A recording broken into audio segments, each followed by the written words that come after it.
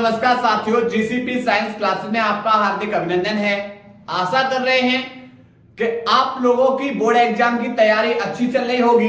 और जैसा कि फिजिक्स का सेट नंबर 2 चल रहा है, इसके अंदर प्रश्न नंबर 1 के सभी विकल्पों को देख लिया था और आज उसी क्लास को आगे लेकर आए हुए हैं। चलिए पढ़ते हैं इसके आगे के प्रश्न को और अध्ययन करने वाले हैं खंड ब। किसका बेटा? खंड ब का अध्ययन करने वाले हैं। खंड ब में प्रश्न नंबर दूसरे का क देखते हैं। दूसरे का क प्रश्न क्या बोल रहा है भाई? डी ब्रोगली तरंगदैर्घ्य को गतिज ऊर्जा के पदों में व्यक्त कीजिए। देखिए इस पूरे प्रश्न का हल सेट नंबर 1 में जब जाएंगे आप, इसमें प्रश्न नंबर जो 9वां है 346 जेएस कोड है और इसमें जो 9वां प्रश्न है इसके अंदर पूरी की पूरे बेटा टॉपिक को कंप्लीट करा दिया है। तो हम यहां पर केवल अब फॉर्मूले को लिख रहे हैं। तो यहां पर गतिज ऊर्जा के पदों में जो दे ब्रोगली तरंगदैर्घ्य, इसके लिए फॉर्मूला होता है लैम्डा बराबर एच अपॉन अंडर रूट में 2km। ठीक है, जहां h क्या है? h बताया भाई यहां पर कौन है? प्लैंक नेतांक है। ठीक है, k हमारी गतिज ऊर्जा है, और m क्या है? यहां पर द्रव्यमान, किसका? कण का द्रव्यमान। ठीक है, प्लैंक नेतांक का मान होता है भाई कितना होता है? 6.62 गुणा 10⁻⁻⁴ जूल सेकंड। ठीक है, तो ये प्रश्न नंबर दूसरे का आंसर रहा। चलिए इसको पहले नोट करिए, इसके बाद दूसरे को हल कराएं। नोट करिए भाई इसको। भाई दूसरे का प्रश्न है, सिद्ध कीजिए कि अपवर्तक तल से प्रकाश किरण का पूर्ण आंतरिक परावर्तन तभी संभव है जब प्रिज्म कोण A का मान sin इनवर्स 1/n से अधिक हो, जहां n प्रिज्म के पदार्थ का अपवर्तनांक है। एक बात बताओ, सबसे पहले ये बताओ क्रांतिक कोण किसे कहेंगे? मैं आपसे पूछे क्रांतिक कोण, पढ़ा चुका हूं, रिवीजन करना था बस आपको। क्रांतिक कोण सघन माध्यम में बना वह आपतन कोण जिसके लिए विरल माध्यम में अपवर्तन कोण समकोण के बराबर हो जाता है। क्या कहलाता है? आप बोलोगे क्रांतिक कोण। यानी क्रांतिक कोण में देखा गया कि I = CK और R = 90। ये क्रांतिक कोण की घटना थी। किसकी घटना थी? क्रांतिक कोण की। लेकिन पूर्ण आंतरिक परावर्तन क्या है? आप बोलोगे जब हम आपतन कोण का मान क्रांतिक कोण से अधिक करते हैं। आपतन कोण ये I का मान किससे अधिक करते हैं? क्रांतिक कोण से अधिक करते हैं। तो क्रांतिक कोण से अधिक करने पर क्या होगा कि सघन माध्यम से जो विरल माध्यम में किरण जा रही है, यह दोनों सतह को दोनों माध्यम को अलग करने वाली सतह से टकराएगी। टकराने के बाद पुनः सघन माध्यम में फिर से वापस लौट आएगी। यही घटना कहलाती है पूर्ण आंतरिक परावर्तन। अब यह घटना बनानी है प्रिज्म के अंदर। समझो, यह हमारा प्रिज्म है ABC। ठीक है, यह हमारा है बेटा प्रिज्म कोण। कौन सा है ये? प्रिज्म कोण है। ठीक, आप बेटा प्रकाश की किरण को कहां ले जाओगे? प्रिज्म के अंदर। प्रिज्म के अंदर घटना करवानी है पूर्ण आंतरिक परावर्तन की। हमने डाल दिया भाई लंब। ठीक, ये हो गया अपवर्तन कोण R। टकराया, टकराने के बाद बेटा क्या हो गई? वापस। ठीक है, ये इस तरीके से। अब सुनो, जब प्रकाश की किरण, जब बेटा यहां पर ये हमारा कौन है? सघन माध्यम है। ठीक है, और ये बेटा कौन है? विरल माध्यम। जब प्रकाश की किरण सघन से विरल में जाएगी, सघन से विरल में आएगी, तो ऐसी स्थिति में R का मान ज्यादा होता है किससे? I से। R का मान ज्यादा होता है I से। लेकिन यहां I किसके बराबर है, क्रांतिक कोण के बराबर है, तो r का मान ज्यादा कर दो c से। दोनों ओर साइन से गुणा करने पर, दोनों ओर साइन से मल्टीप्लाई करोगे तो साइन r का मान ज्यादा हो जाएगा साइन c से। लेकिन अपवर्तनांक n बराबर होता है 1/sin c, साइन c को n की जगह और n को साइन c की जगह, तो n साइन c बराबर 1/n लगाओ भाई इसकी जगह, तो साइन r का मान ज्यादा होगा साइन c की जगह 1/n के। साइन इधर दूसरी ओर जाके इन्वर्स में हो जाएगा तो r का मान ज्यादा हो जाएगा साइन इनवर्स 1/n के। लेकिन यहां पर बेटा जो r है, r किसके इक्वल है, प्रिज्म कोण के, तो यहां पर r की जगह लेगा a का मान ज्यादा हो जाएगा साइन इनवर्स 1/n के। ठीक, चलिए नोट करिए भाई, इसको नोट करिएगा। इसके बाद बेटा दूसरे का प्रश्न बोल रहा है, समान लंबाई के तांबे के दो तारों का व्यास का अनुपात 2:1 है, इनके प्रतिरोधों की तुलना कीजिए। व्यास का अनुपात दे रखा है, एक को d1 मान लो, दूसरे को d2, तो यहां पर कितना कितना दे रखा है, व्यास दे रखा है d1 अनुपात d2 बराबर 2:1। ठीक, अब देखो यहां पर जो प्रतिरोध होता है, प्रतिरोध का फॉर्मूला होता है भाई R बराबर रो L अपॉन A। चलिए, तो पहला हमने बना लिया R1 बराबर, दोनों की लंबाइयां क्या बोल रहा है भाई, समान बोल रहा है ना, तो R1 बराबर रो L अपॉन, इसे लिख दो A1, समीकरण नंबर 1। इसी प्रकार R2 बराबर रो L अपॉन A2, समीकरण नंबर 2। अब क्या करना है, समीकरण 1 भागित क्या कर दें, 2 कर दें, क्योंकि अनुपात निकालना है। समीकरण 1 भागित 2, तो LHS में भाग करिए और RHS में भाग करिए, तो इसकी LHS में है R1 में भाग कर दो R2 का, बराबर लगाओ बेटा मान इसका रो L1 बट्टे A1 बट्टे R2 का मान रो L बट्टे A2, तो इससे ये कैंसिल, बाहर का बाहर मल्टीप्लाई और अंदर का अंदर, तो यहां से हो जाएगा R1 बट्टे R2 बराबर A2 पहुंच जाएगा ऊपर बट्टे A1 कहां आ जाएगा, नीचे। ये एक बेटा फॉर्मूला रेशियो निकाल दिया। लेकिन बेटा आपको पता है कि तार का जो क्षेत्रफल एरिया बराबर हो जाएगा पाई आर स्क्वायर, तो लगाओ यहां पर R1 बट्टे R2 बराबर एरिया के लिए लगाओगे पाई आर स्क्वायर बट्टे नीचे भी लगाओगे पाई आर स्क्वायर, पर फर्क ये होगा यहाँ क्षेत्रफल बेटा A2 है तो यहाँ R2 लिख दो, यहाँ A1 है तो यहाँ पर R1 लिख दो। ठीक है, तो पाई से पाई भी कैंसिल हो जाएगा, तो R1 बट्टे R2 बराबर R2 का स्क्वायर बट्टे R1 का स्क्वायर। ठीक है, चलिए अब यहां पर हमें पता है कि R1 बराबर बेटा क्या हो जाएगा, R बराबर होता है d/2, व्यास की आधी क्या होती है, त्रिज्या होती है, तो व्यास की आधी क्या हो जाएगी, त्रिज्या, इसे d1 मान लो। ठीक है, इसी प्रकार R2 बराबर d2 बट्टे 2। चलिए लगाओ, तो R1 बट्टे R2 बराबर स्मॉल r1 की जगह लगाओ बेटा R2 की जगह लगाओ d2 बट्टे 2 और इसका स्क्वायर बट्टे R1 की जगह d1 बट्टे 2 इसका स्क्वायर।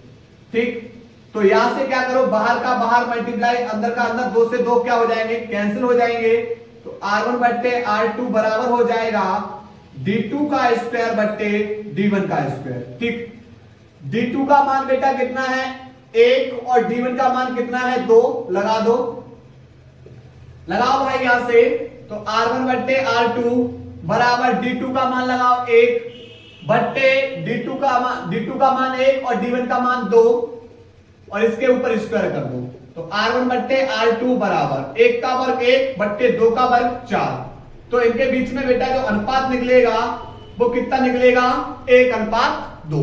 ठीक है, नोट करिए भाई इस सवाल को। चलिए अब हम लोग अध्ययन करने वाले हैं दूसरे का घ प्रश्न। दूसरे का घ प्रश्न बोल रहा है प्रकाश वैद्युत प्रभाव में दिल्ली तरंगदैर्घ्य से क्या तात्पर्य है। यूपी बोर्ड एग्जाम 2026 की दृष्टि से, यूपी बोर्ड 2026 की दृष्टि से ध्यान रखना है भाई कि यह प्रश्न अब महत्वपूर्ण होने वाला है। एक होता है दिल्ली आवृत्ति और दूसरा होता है दिल्ली तरंगदैर्घ्य। दूसरा क्या है? दिल्ली तरंगदैर्घ्य। बेटा यहां से आपसे एक प्रश्न बोर्ड एग्जाम में फिर बनेगा, ध्यान रखना किसी भी एक सेट के अंदर। क्या है? देखो दिल्ली आवृत्ति, तो दिल्ली आवृत्ति में बेटा शब्द न्यूनतम यूज करना है और दिल्ली तरंगदैर्घ्य में शब्द अधिकतम यूज करना, बस परिभाषा सेम रखनी है। देखो आपतित प्रकाश की वह न्यूनतम आवृत्ति, आपतित प्रकाश की वह न्यूनतम आवृत्ति जो धातु की सतह से इलेक्ट्रॉनों का उत्सर्जन करा सके, क्या कहलाती है? दिल्ली आवृत्ति कहलाती है। आपतित प्रकाश की वह अधिकतम तरंगदैर्घ्य जो धातु की सतह से इलेक्ट्रॉनों को उत्सर्जन करा सके, क्या कहलाती है?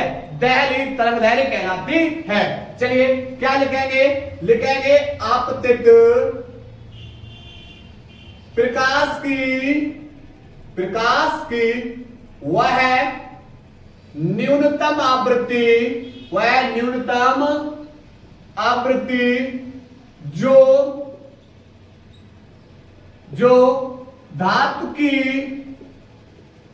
सतह से इलेक्ट्रॉनों का, धातु की सतह से इलेक्ट्रॉनों का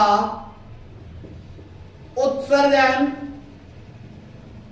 करा सके, दिल्ली आवृत्ति कहलाती है। दिल्ली आवृत्ति कहलाती है। ठीक है, क्या कहलाएगी? दिल्ली आवृत्ति कहलाती है। इसे कैसे लिखते हैं? V नॉट से। इसी प्रकार दिल्ली तरंगदैर्घ्य में लिखेंगे आपतित प्रकाश की वह अधिकतम तरंगदैर्घ्य, अधिकतम तरंगदैर्घ्य जो धातु की सतह से, धातु की सतह से इलेक्ट्रॉनों को उत्सर्जित करा सके, दिल्ली तरंगदैर्घ्य कहलाती है। ठीक है, दोनों परिभाषा बेटा आप लोग तैयार रखना, यही तो छोटी मोटी परिभाषा है जो बोर्ड एग्जाम में आपकी बनती हैं। नोट करिए भाई। इसके बाद भाई दूसरे का ड़ प्रश्न बोल रहा है निम्न चित्र में प्रदर्शित तार में आई धारा प्रवाहित हो रही है, अर्धवृत्त के केंद्र O पर चुंबकीय क्षेत्र का मान क्या होगा? प्रत्येक नंबर 1 प्रत्येक L लंबाई के सीधे भाग के कारण, नंबर 2 त्रिज्या R के अर्धवृत्त के कारण। जरा एक बात देखियो भैया, इस लंबाई को आप इधर भी खिसका रहे हो, इधर भी बढ़ा रहे, इस लंबाई को इधर भी बढ़ा रहे, इधर भी, लेकिन धारा बेटा इस तरीके से प्रवाहित हो रही।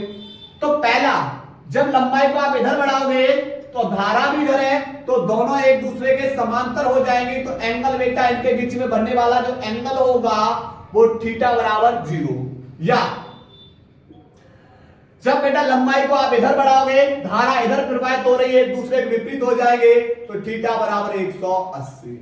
ठीक, चलिए लगा बेटा बायो सेवर्ट के नियम से, बायो सेवर्ट के नियम से क्या है भाई कि dv बराबर होता है mu naught upon 4 pi I D L sine theta और बट्टे आर स्क्वायर। ठीक है, एक बात बताओ भाई कि यहां पर प्रथम स्थिति में देख रहे हैं थीटा बराबर जब 0 लगाएंगे तो dv बराबर हो जाएगा mu naught upon 4 pi I D L I D L sine theta की जगह 0 बट्टे लगाओ आर स्क्वायर। और साइन 0 का मान कितना होता है भाई? साइन 0 का मान 0 होता है। तो भाई जब 0 ये 0 हो जाएगा, 0 का किसी भी संख्या मल्टीप्लाई करो ये तो 0 हो जाएगा। दूसरा पार्ट 2 बेटा इसका 180 अंश लगाओ तो dv बराबर mu naught upon 4 pi I D L sine theta की जगह लगाओ भाई 180 बट्टे आर स्क्वायर। भैया साइन 180 का मान भी कितना होता है? साइन 180 अंश का मान भी 0 होता है, जबकि cos 180 अंश का मान माइनस के 1 होता है। ठीक है, तो ये भी 0, 0 का अगर काऊ संख्या मल्टीप्लाई करो बेटा 0 हो जाएगा, तो भैया पूरा भी 0। यानी चुंबकीय क्षेत्र पहले भाग में चाहे थीटा बराबर 0 हो चाहे 180 अंश हो, चुंबकीय क्षेत्र बेटा कितना निकलेगा? दोनों के कारण चुंबकीय क्षेत्र 0। दूसरे बेटा वृत्ताकार कुंडली पूरा बेटा ये अर्धवृत्त है, पूरा वृत्त बन जाएगा तो पूरा वृत्त बेटा ये होगा। ठीक है, इसका केंद्र O है और ये रहा बेटा R। तो ये तो अर्धवृत्त है। ये क्या है भाई? अर्धवृत्त है, कुछ इस तरीके से ये अर्धवृत्त है। ठीक, तो वृत्ताकार कुंडली, वृत्ताकार कुंडली के केंद्र पर चुंबकीय क्षेत्र, आप बोलोगे सर फॉर्मूला होता है B बराबर म्यू नॉट इंटू आई अपॉन 2 इंटू में R। यहां कैपिटल R है, हम भी कैपिटल R लगा देते हैं। ये तो पूरे वृत्त के लिए हो गया। आधे वृत्त के लिए, तो आधे वृत्त के लिए तो आप आधा कर दो, अर्ध वृत्त के लिए चुंबकीय क्षेत्र B बराबर म्यू नॉट अपॉन 2R और इंटू में I। बेटा आधे वृत्त के लिए इसे आधा कर दो, आधे वृत्त के लिए इसे क्या कर दो? आधा कर दो, आधा। तो 2R इधर ले आओ, तो B बराबर हो जाएगा म्यू नॉट इंटू में I बट्टे 2 इंटू में 2R। 2 दूनी कितना हो जाएगा? 4। तो B बराबर हो जाएगा म्यू नॉट इंटू I बट्टे 4R। ये निकाल लिया बेटा किसका आंसर? दूसरे का। नोट करिए भाई, चलिए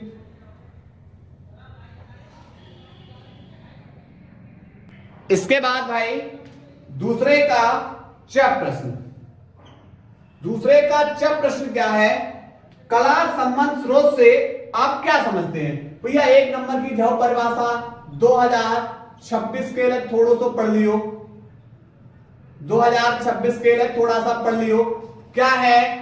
कला संबंध स्रोत अर्थात वे प्रकाश स्रोत जिनसे निकलने वाली तरंगों के बीच कलांतर स्थिर रहता है, क्या कहलाएंगे? कला संबंध स्रोत। क्या बताया? वे प्रकाश स्रोत जिनसे निकलने वाली तरंगों के बीच जो कलांतर होता है वह कैसा होता है? स्थिर होता है। क्या कहलाएंगे? कला संबंध स्रोत कहलाते हैं। तो लिखेंगे वे प्रकाश स्रोत जिनसे निकलने वाली तरंगों के बीच कलांतर स्थिर रहता है, कला संबंध स्रोत कहलाते हैं,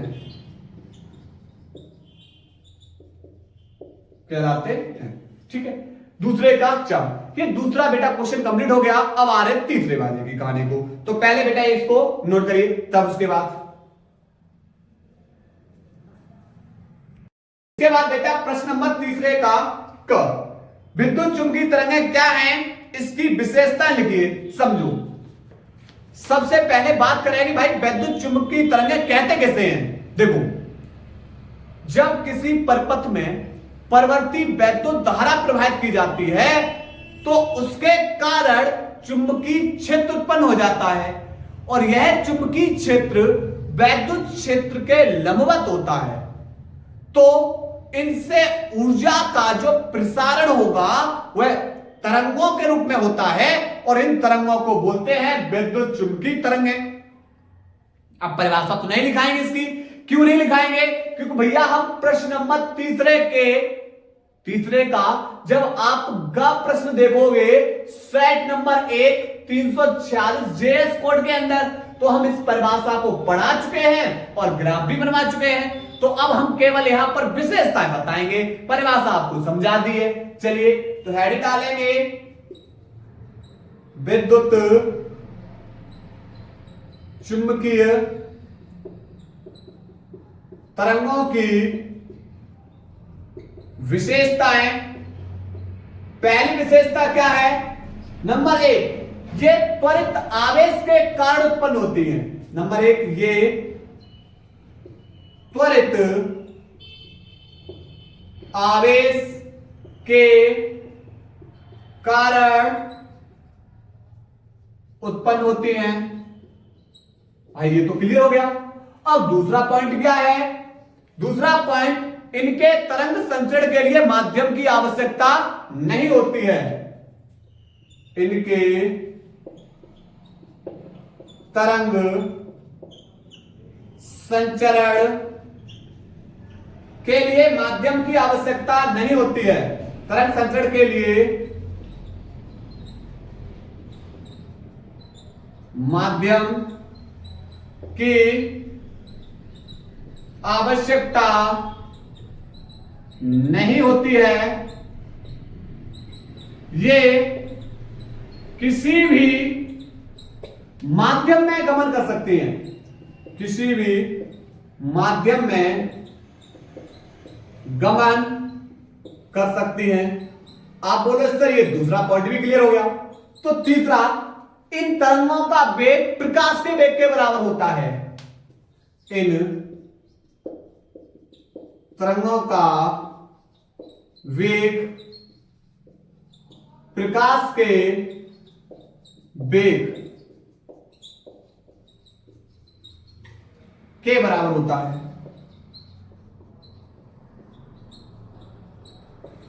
ठीक। चौथा पॉइंट और क्या लिख सकते हैं? चौथा पॉइंट लिख सकते हैं कि इसमें क्या होगा, जो वैद्युत क्षेत्र, इन तरंगों का जो वैद्युत क्षेत्र है तथा चुंबकीय क्षेत्र, चुंबकीय क्षेत्र दोनों परस्पर लंबवत होते हैं तथा ये भी तरंग संचरण की दिशा के लंबवत होते हैं। तरंग संचरण की दिशा के लंबवत होते हैं। क्लियर? नोट करिए भाई इसको। चलिए इसके बाद भाई तीसरे का प्रश्न बोल रहा है, किसी उत्तेजित हाइड्रोजन परमाणु में इलेक्ट्रॉन की ऊर्जा -3.4 इलेक्ट्रॉन वोल्ट है। इस इलेक्ट्रॉन का कोणीय संवेग ज्ञात कीजिए। भैया इलेक्ट्रॉन का, किसका भाई? इलेक्ट्रॉन का कोणीय संवेग बेटा यहां पर किससे लिखेंगे? एमबीआर से बराबर हो जाएगा NH/2π। ठीक है, एन हमारा ऊर्जा स्तर है, लेकिन हमें ऊर्जा स्तर न देके उसकी ऊर्जा दे रखी है -3.4 इलेक्ट्रॉन वोल्ट। तो ऊर्जा स्तर निकालने के लिए फॉर्मूला होता है E बराबर -13.6/n²। n² को E की जगह, E को n² की जगह, तो n² बराबर हो जाएगा -13.6/E²। हटाओ, इस पे अंडर रूट ले आओ, -13.6/E। चलिए भाई E का मान लगा दो। E का मान कितना है? E का मान है 3.4। दशमलव है, एक अंक दशमलव से एक अंक दशमलव कैंसिल, और यहां पर बेटा चिन्ह किसका था? माइनस का, तो माइनस का लगाना पूरा। ये माइनस से माइनस घट जाएगा, और ये कितने बार घट जाएगा? 4 बार। तो रूट में रहेगा 4। 4 कितने का वर्गमूल होता है? 2 का। तो n बराबर कितना निकाल लिया हमने? 2। ठीक। अब बात करेंगे कोणीय संवेग की, तो यहां पर लगाएंगे कोणीय संवेग mvr बराबर n, ऊर्जा स्तर 2 निकला, h का मान 6.6 गुणा 10 की पावर माइनस के 34 जूल बट्टे 2, पाई का मान 22/7, 2 से 2 कैंसिल। ठीक है, अब देखो दशमलव से दशमलव हटा बेटा नीचे एक जीरो, तो 22 9 220 और 22 कितना हो जाएगा 66। ठीक है, ये 7 ऊपर भेज दो, तो यहां से हो जाएगा 7 21 इंटू 10 की पावर माइनस के 34 और बट्टे 10, 10 का भाग बेटा 21 में दोगे 2.1 इंटू 10 की पावर माइनस के 34, मात्रक बेटा इसका हो जाएगा, इसका मात्रक हो जाएगा जूल सेकंड। ठीक है, नोट करिए भाई, नोट करिएगा। इसके बाद भाई तीसरे का ग प्रश्न है। तीसरे का ग प्रश्न बोल रहा है भाई कि पोलराइड से समतल ध्रुवित प्रकाश का संसूचन कैसे करेंगे। देखिए सबसे पहले क्या होगा, अगर यदि हम क्या करेंगे, पोलराइड को घुमाएंगे और पोलराइड को घुमाने पर उससे जो निर्गत प्रकाश है अगर वह नियत रहता है तो यह प्रकाश कैसा होगा, यह प्रकाश बेटा अध्रुवित होगा। क्या बताया हमने, हमने बताया कि यदि पोलराइड, किसको भाई, पोलराइड को घुमाने पर निर्गत प्रकाश की जो तीव्रता है, प्रकाश की तीव्रता नियत है, नियत है, तो आपतित प्रकाश, आपतित प्रकाश अध्रुवित, अध्रुवित होगा। ठीक है, और यदि यदि पोलराइड को घुमाने पर निर्गत प्रकाश की तीव्रता 2 बार अधिकतम, 2 बार अधिकतम और 2 बार न्यूनतम हो, और 2 बार न्यूनतम हो, न्यूनतम हो, तो निर्गत प्रकाश, तो आपतित प्रकाश, आपतित प्रकाश कैसा होगा, ध्रुवित होगा। ठीक है, यह प्रश्न नंबर बेटा तीसरे का ग हो चुका। चलिए अब देखते हैं तीसरे के घ प्रश्न को।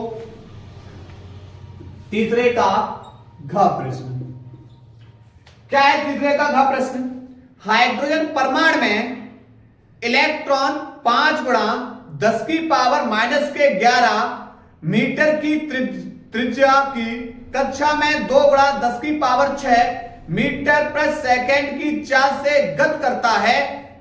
इलेक्ट्रॉन घूर्णन का चुंबकीय आघूर्ण ज्ञात कीजिए। चुंबकीय आघूर्ण M बराबर I इंटू में A, इसको बेटा ज्ञात करना है। चलिए सबसे पहले जब कोई कण वृत्ताकार पथ पे गति कर रहा है, ठीक है, गति करने में लगा समय उसका परिक्रमण काल कहलाता है।